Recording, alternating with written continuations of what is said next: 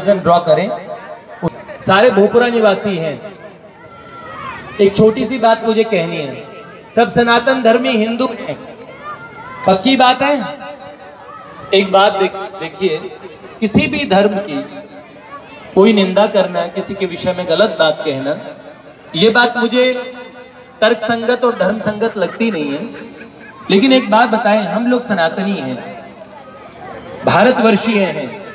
पूरी दुनिया में जिनको शांति चाहिए, जिन्हें भगवान को समझना हो, वो अपने आज अमेरिका इंग्लैंड जैसे देशों को छोड़कर जिन्हें भगवान चाहिए वो भारत आते हैं।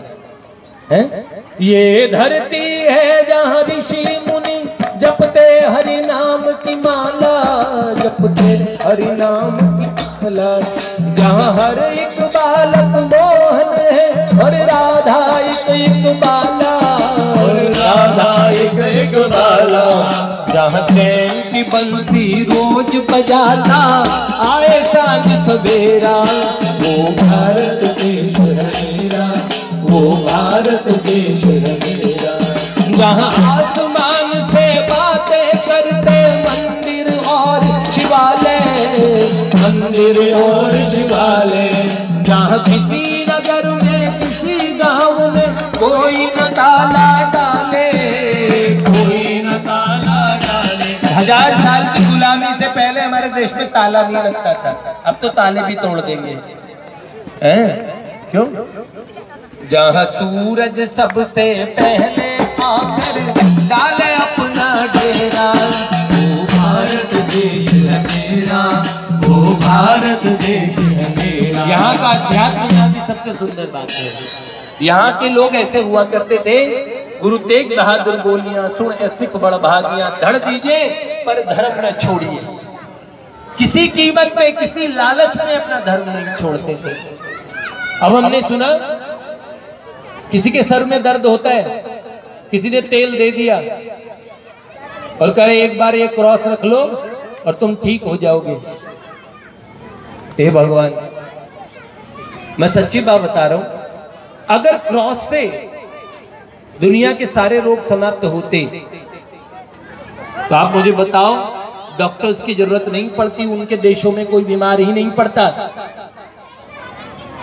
हानि लाभ जीवन मरण यश अपयश विधि हाथ। हमारे बच्चे को एक सज्जन मिले, उनके धर्म परिवर्तन के लिए वो एक सज्जन हमारे साधकों में से नहीं, मेरे पास आए थे और उन्होंने मुझे कहा कि भैया एक, और मिशनरी के एक सज्जन ने मुझसे चैलेंज किया।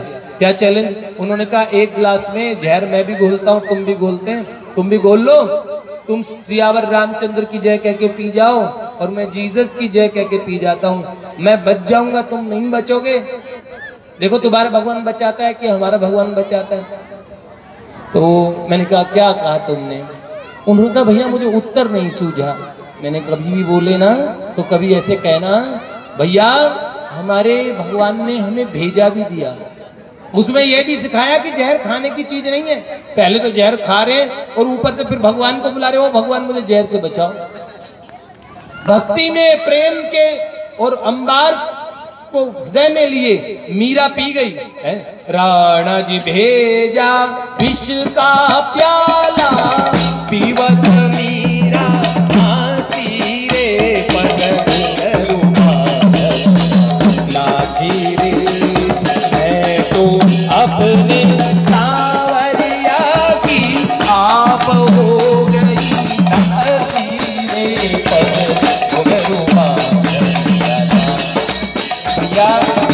ऐसे आपको कोई लालच दे, हमेशा गरीबी मिट जाएगी क्या? आप पीटर बन जाओगे पोपटलाल से, क्या बनेगा? एक सज्जन, उनका नाम था श्यामलाल सक्सेना, उनकी कई पुस्तक मैंने पढ़ी थी, उन्होंने अपना नाम रख लिया था सैमुअल जैक्सन। अरे तुम माइकल जैक्सन बन जाओ, मृत्यु वैसे ही वैसे आएगी। भगवान ने जो तुम्हें बना के भेजा था, भारतवर्ष के अंदर जन्म दिया, और सनातन हिंदू धर्म, वैदिक धर्म में हर आदमी जन्मता हिंदू है, और बाद में जब उनकी सुन्नत कर देते हैं या बाद में वो बैप्टाइज करना कहते हैं, बैप्टिज्म, ये कर दो एक जन ने मुझे कहा भैया आप हरे कृष्ण वाले हो, तो एक हालेलुया वाले बहुत चल रहे हैं। मैंने कहा भैया हम तो हालेलुया वाले नहीं हैं, हम तो सीधा हरे कृष्ण वाले हैं, श्री राम जय राम वाले हैं। क्यों? भारत माता की जय वाले हैं, भारत तेरे टुकड़े होंगे वाले नहीं हैं। आपको बताने चल रहे हम ये प्रचार क्यों कर रहे हैं।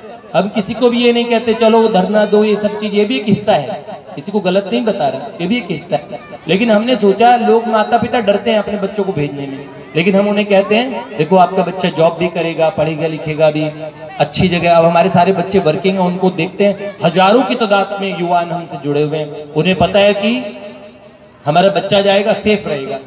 हम नाम संकीर्तन बताते हैं, गंगा मैया से, गोविंद से, गायत्री से, गौ से जोड़ देते हैं। यही प्रयास रहता है कि हम सनातन वैदिक धर्म के भीतर हमारा जन्म हुआ और उसी में हम जब हमारा अंत समय हो तो हम सच्चे हिंदू बन के ही संसार से जाएं। हम बहुत अलग किस्म का धर्म है हमारा। एक आपने एक दोहा सुना होगा, वो कहते हैं सज्जन वचन है, सिंह गवन सज्जन वचन, कदली फरे एक बार, तिरिया तेल हमीर हट, चढ़े न दूजी बार। शेर एक बार जंगल में निकलता है तो मामला सॉल्व करके ही बाहर आता है। एक बार निकलता है फिर दूसरी बार निकलने की जरूरत नहीं पड़ती, भाग जाते सारे जानवर। सिंह गवन सज्जन वचन, और सज्जनों की जबान बड़ी होती है, एक बार कह दिया तो उसे करके ही मानते हैं। और केले का पेड़ एक बार फल देता उसके बाद खत्म, कदली फरे एक बार। और एक कहावत कही जाती है तिरिया, मतलब अगर माताएं हट पे तुल जाएं तो फिर समझ लो अभी है तो हट नहीं करती, अगर जिद पे तुल जाएं तो बात अलग है। तिरिया तेल, तेल दूसरे बार नहीं चढ़ता, दूसरी बार चढ़ता तो वो जहर ही है। तिरिया तेल और हमीर हट, ये हमीर का नाम लेने के लिए मैंने बात बताई थी, इसके साथ समापन कर रहा हूं। हमीर नाम के महाराणा थे, महाराणा हमीर, उनकी हट बहुत प्रसिद्ध है, हमीर हट कहते हैं। क्यों कहा गया? अलाउद्दीन खिलजी का एक गुलाम, ईरान का एक मुसलमान था, अलाउद्दीन खिलजी ने सजा दी, वो भाग के चला गया महाराणा हमीर के पास और कहा मैंने सुना है हिंदू शरणागत की रक्षा करता है, मैंने हिंदुस्तानियों के बारे में बात सुनी है, मेहमान जो हमारा होता है हमें जान से प्यारा होता है। मैं मेहमान नहीं हूं, मैं आज आपका शरणागत बन के आया हूं, मेरी रक्षा करो, मेरी जान बचाओ। दिल्ली का बादशाह अलाउद्दीन खिलजी उस समय बड़ी ताकत में था और देश के गद्दारों ने उसका बड़ा साथ दिया था। हमीर का रणथंबोर का किला था। महाराणा हमीर ने कहा राम जी के देश के रहने वाले हैं हम, शरणागत को कभी त्यागते नहीं हैं। और महाराणा ने हमीर ने कहा तुम्हारी रक्षा हम करेंगे। अलाउद्दीन खिलजी ने कहा रणथंबोर का चित्तौड़ की ईंट से ईंट बजा देंगे। एक दुश्मन के लिए, एक मुसलमान के लिए अपनी जान दोगे क्या महाराणा? उसको वापस दे दो हमें। पर उस शेख को हमीर ने कहा मैं किसी कीमत पे नहीं दूंगा। और आप जानते हैं 5 साल तक युद्ध चलता रहा, 5 साल तक रणथंबोर के किले को घेरे रहे। पहाड़ पे वो किला था, बादशाह की फौज एकदम घुटने ही टेक चुकी थी, लेकिन हमीर के यहाँ पे पानी खत्म, भोजन खत्म, आने के रसद आने का सब सामान, कोई जरिया नहीं रहा। तब राजपूत वीर केसरिया बाना पहन पहन के निकले। राजपुतानियों ने श्रृंगार किया, जिसको ये आज पद्मावती कह कह के आज बोल रहे हैं। जिन महारानियों ने जौहर कर दिया, हजारों की तादाद में ठकुरानियां सुंदर श्रृंगार करके अपनी आबरू की रक्षा के लिए, इज्जत की रक्षा के लिए जिंदा जल गई। आज हम उनकी इज्जत बाजार के अंदर पिक्चर बना के उछालें, क्या ये बात ठीक रहेगी? लोग कहते क्या बुरा है, आने दो ना पद्मावती पिक्चर को। आपकी माँ बहन बेटियों के ऊपर बाद में पिक्चरें बनेगी, आप स्वीकार करेंगे? कैसे हम अपने सनातन धर्म के ये महापुरुष हैं, इनकी और इज्जत का मखौल खुद उड़ा रहे हैं। हजारों ठुकरानियां जिंदा जल गई और श्रृंगार कर करके गीत गाते गाते और अपने पतियों को तिलक किया। राजपुतानियां आज के दिन के लिए अपने बच्चों को पैदा करती है, जाओ युद्ध करो, अब उस लोक में मिलेंगे। और उन्होंने कहा अपने और छोटे छोटे बच्चे तक युद्ध पे निकल पड़े। जब ये दृश्य देखा वो सरदार रोने लगा, वो शेख, उसने कहा मैं जाऊंगा, मुझे मौत का डर नहीं है। तुम्हारे देश के लोग कैसे होते हैं, एक मुसलमान के लिए तुम लोग अपना पूरा वंश मिटा रहे हो, सारे लोग। उन्होंने कहा नहीं, आप शरणागत हो, हम सब के हो। हिंदू जाति अगर एक बार बोलती है तो जबान एक बार ही देती है।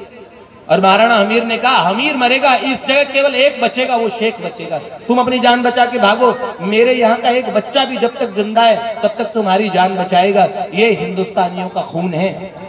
और उसके बाद में ऐसा युद्ध होता है, अलाउद्दीन खिलजी की लाखों की सेना में भगदड़ मच जाती है और मुट्ठी भर राजपूत अंत में जब मारे जाते, कटे हुए सिर के योद्धा युद्ध कर रहे थे, सिर कटने के बाद तलवार खड़ग चल रही थी। ऐसा दृश्य देखा। आईना अकबरी में अबुल फजल ने कहा यहाँ के लोगों की जो खेती है वो अलग किस्म की है, सर कटने पे भी यहाँ के योद्धा लड़ते हैं।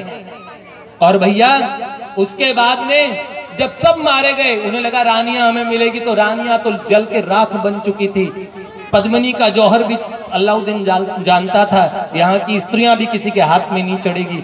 और जो राजपुतानियां युद्ध करना जानती थी, उन्होंने युद्ध करके उनको दिखा दिया और उन्हें अपने प्राण त्याग किए। एकमात्र वो शेख, वो भागा नहीं, जानबूझ के पकड़ा गया। उसने कहा मुझे जीना ही नहीं है, मैंने ऐसा कुछ देखा है। और अलाउद्दीन ने उसको पकड़ा, उससे पूछा अगर मैं तुम्हें छोड़ दूं तो क्या करोगे? तो उन्होंने कहा अगर तुम मुझे छोड़ दोगे तो मैं आजीवन तुमसे लड़ूंगा और महाराणा हमीर के खानदान के किसी हिंदू को देखूंगा और दिल्ली के तख्त पे बिठाने की कोशिश करता रहूंगा। अलाउद्दीन या तो मुझे मार दो, क्योंकि मैं समझ गया हूं कि ये हिंदू लोग कैसे होते हैं, जब ये जान दे सकते हैं तो कम से कम इतने साल में इनके साथ रहा, मुझे ये बात तो समझ में आ गई। हमारा खून बड़े अलग किस्म का है, हम यही चाहते हैं। सनातन धर्म में कोई छोटा नहीं, कोई ऊंचा नहीं, कोई नीचा नहीं, हमारी सब जातियां अच्छी है, सब अच्छे हैं। अपने धर्म को तोड़े ना, और कोई तोड़ता हो तो मैं ये नहीं कह रहा उसे तोड़ दो, पर आप समझ लीजिए कि आपको करना क्या चाहिए। जय जय श्री राधे।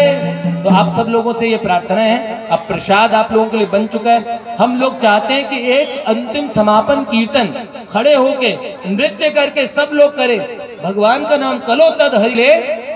शालीमार गार्डन में शिव चौक के पास में राधा माधव मंदिर है। शाम को कम से कम 150, 200, 300 लड़के डेली इकट्ठे हो जाते हैं बिन बुलाए। 365 दिन बरसों से जो भी आता है वो अचंभा करता है कि भैया ये क्या बात। एक पुलिस ऑफिसर ने मुझसे पूछा था, ये एक प्रोग्राम हुआ तो हजारों की तादाद में लोग और इतने लड़के, इतने युवान, उन्होंने पूछा इतने छोटी से मंदिर से इतने हजारों लड़के जुड़े कैसे? तो हमने कहा देखो, आप लोगों ने कहानी सुनी होगी कि भगवान चाहे तो सुई की छेद में से ब्रह्मांड निकाल सकते हैं, ठीक वैसी ही बात है। आप समझ जाएंगे, वहां कभी आएंगे ना तो आपको लगेगा वृंदावन में आ गए, राधा माधव इतने सुंदर हैं। और अब तो कई लोग विदेशों से भी दर्शन करने आते हैं कि ये ठाकुर जी है कहाँ। तो हम भी आपको चाहते हैं कभी आके आप दर्शन कीजिएगा। ये राधा माधव जी देख रहे हैं ना इधर, ये चित्र में ये राधा माधव है। जय जय श्री राधे, भक्तवत्सल भगवान की जय। महाराज जी का आशीर्वचन भैया जी, उसके बाद समापन करते हैं।